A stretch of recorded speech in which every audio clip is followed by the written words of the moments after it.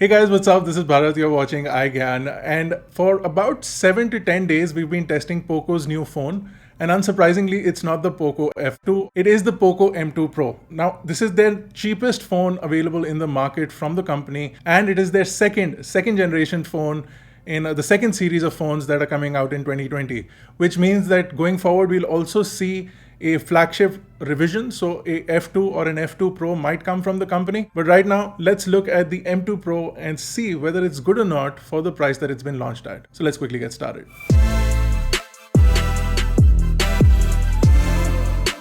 Now, the build quality and design of this phone is quite familiar. It actually is quite reminiscent of the Redmi Note 9 series, but there are quite a lot of differences here, and you will see those in the design and the texture of the phone. More importantly, the front, the back, as well as the camera lens are all Gorilla Glass 5. So it's material-wise well made. It's also got a pretty solid frame.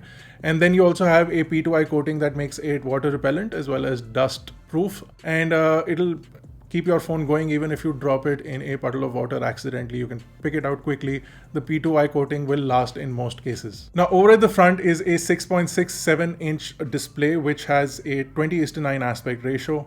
It is a full HD plus display that gives you a 2400 by 1080 pixel resolution. Now, on the front also is a center placed punch hole camera. It's a 16 megapixel camera, and it also has a night mode. The phone is pretty much edge to edge, and on the bottom side of the phone you'll see the 3.5mm headphone jack, the USB-C charging port, as well as the microphone and the speaker. The microphone and the speaker are placed quite next to each other, and this might interfere in conversation calls, although we didn't see this problem while testing out the phone that we did have. On the right is the fingerprint sensor that is placed directly in the power button, and it also has the volume buttons on the right. On the top is a secondary noise cancellation microphone and an IR blaster for remote control. So if you want to use your IR remote features on the phone, you can do that here as well. On the left of the phone is the SIM tray. Now, this is a dedicated SIM tray, so you get two dedicated slots for SIM cards as well as a micro SD card expansion slot. On the back is where all the action is for the cameras. It's got a quad camera setup. The primary camera is a 48 megapixel camera. You also get an 8 megapixel ultra wide sensor along with a 5 megapixel macro sensor and a 2 megapixel depth sensor.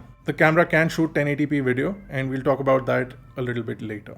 Now, specifications wise, you get the Qualcomm Snapdragon 720G chipset, which is an octa-core CPU and also has the Adreno 618 GPU. You will also get 4 or 6 GB of RAM as well as 64 or 128 GB of storage options. The RAM is LPDDR4X RAM and the storage is UFS 2.1 storage. The Poco M2 Pro is running on MIUI 11.0.2 and it's on Android 10. It is quite a familiar user interface, and you do get the Poco launcher on the phone as well. So all your apps do sit below and you can swipe up to see all the apps. There's quite a lot of pre-installed apps, which I'm not a fan of, but helpfully that you can uninstall most of these applications. As far as performance is concerned, day-to-day application usage as well as multitasking is pretty responsive on the phone, and overall usability is quite nice. The display is a 60Hz display, so there's no setting a better or a higher refresh rate. The company chose between faster charging and a better refresh rate, and unfortunately the refresh rate lost, and we'll talk about charging in just a minute. But the phone comes with a standard 60Hz display and the refresh rate remains at that, which should not be a problem for a lot of people who are going to buy this phone, but of course a better refresh rate would have been appreciated by a lot of people. The display is also bright enough as well as has good viewing angles. It's got a good amount of saturation and contrast, and it's easy to view. The brightness level is also pretty nice, whether you're using the phone indoor as well as outdoor. You'll have no issues using the device. Now, because of the 720G chip, you get a pretty good performance boost on the phone, and it's apparently a 40% improvement from what we saw with the 720. Now, if you're playing games like PUBG, you're not getting the maximum experience from the game. You're not getting the higher frame rates from the game. And even if you bring down the graphics to the lowest, you're still not getting the high frame rate options. And this is somewhat disappointing. You're not seeing extreme. Gameplay, however, is not jittery at all. Gameplay experience is not jittery at all. If you're not somebody who's used the higher frame rates, you're not going to mind playing games like PUBG. So the gameplay itself is not a problem. The fact that the refresh rate options and the frame rate options are not there, and the higher frame rates are not available on the chipset despite it being a faster, more newer chipset, is somewhat of a disappointment. Maybe this can be optimized, possibly by PUBG or possibly by Poco. It's yet to be seen, but for now the gameplay is restricted to that. I'll also leave benchmark scores for you on the screen right now. Overall, for the kind of chip it is giving a good amount of performance, and the device slots in quite well in the price bracket that it's been launched at. So phone call capability and network performance is as expected, more or less good on this device. You do get dedicated SIM slots. That means that you can have 2 active SIM cards on this, and then you can also pop in storage. So that's a good thing. Everyone will appreciate the 3-part tray on the phone. The earpiece is loud enough for phone calls, and the microphone is also good enough to pick up your audio. The speakerphone also is loud enough to converse on phone calls. So no complaints over there. The Poco M2 Pro has a 5000 mAh battery, but the most important thing is that it gets a 33 watt fast charging, and then you also get a 33 watt fast charger inside the box, along with the fact that it can charge up your phone up to 50% in just 30 minutes. So you get a good mix of not only fast charging but also a massive battery, and this is the reason that Poco says that they couldn't include a faster refresh rate screen because otherwise the price would go out of whack. And so to balance that out, they've included faster charging, and the 33 watt fast charging along with the 5000 mAh battery at this price bracket will really be appreciated by a lot of people. And like the 5000 mAh battery also lasts a full day of use even on a really high level usage. So even if you're playing games and browsing the web and just really using your phone, you will have it last mostly till the end of the day.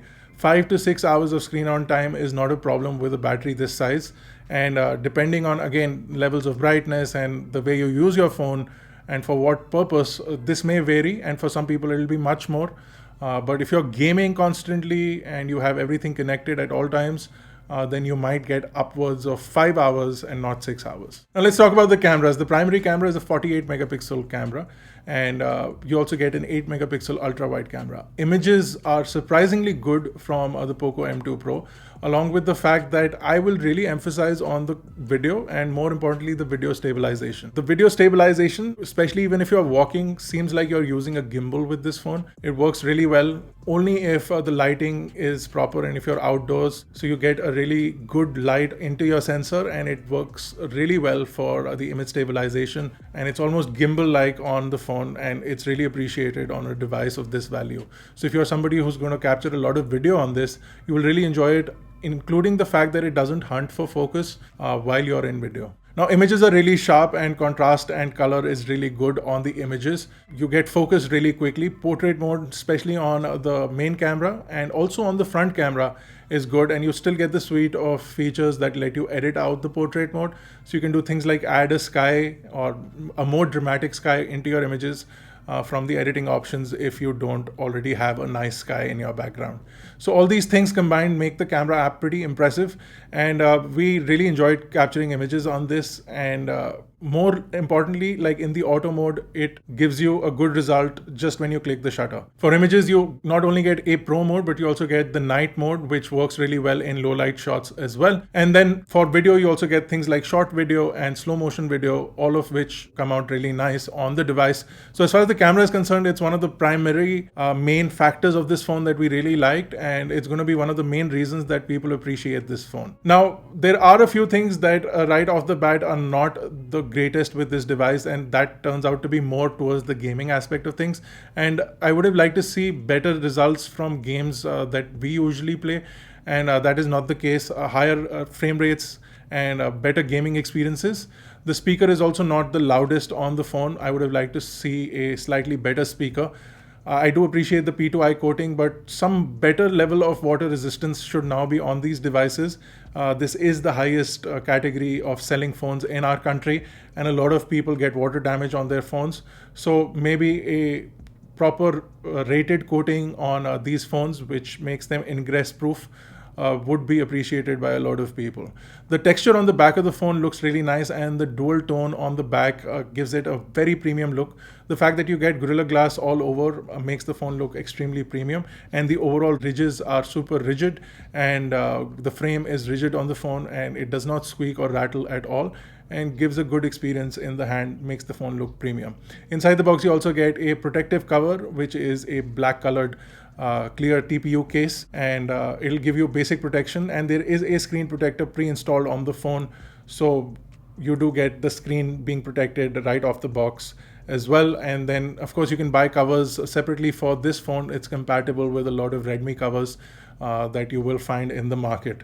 It's a really interesting phone from the company, and it is their second generation phone, and it falls into a category of many other phones. It's one of the busiest spots for smartphones in the country today, and you get devices from not only Xiaomi, Realme, Samsung, as well as now the new Motorola One Fusion Plus is also available in the similar price category. So this is going to compete with a lot of devices, but for the most part, it seems to be a really well-rounded phone, and it delivers with respect to usage and capability. And it's also a really good value for money with respect to some of the features, especially the fast charging bit will be really appreciated by a lot of people. What are your thoughts on the Poco M2 Pro? Let us know in the comment section below. If you enjoyed this review, give it a thumbs up. If you haven't already, make sure to subscribe to iGyaan. This has been Bharat Nagpal. Thank you guys for watching. I'll see you in the next one.